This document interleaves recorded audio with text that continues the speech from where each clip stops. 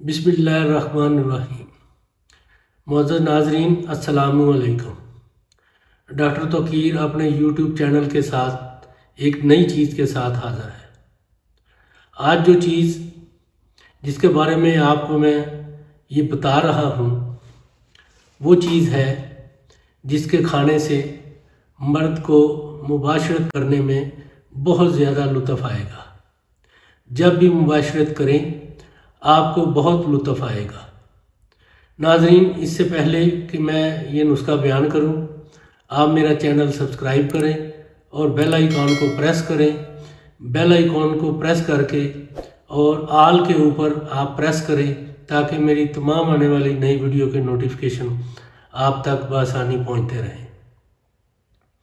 ये नुस्खा है फुल दराज, अकर करहा। ये दोनों चीज़ें आपने 6 माशा लेनी है। दारचीनी, जंजबील 3 तोला दोनों चीज़ें लेनी हैं।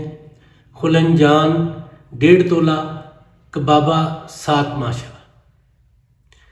ये तमाम चीज़ें आपने बारीक कूट कर अच्छी तरह इसको मिक्स कर लेना है।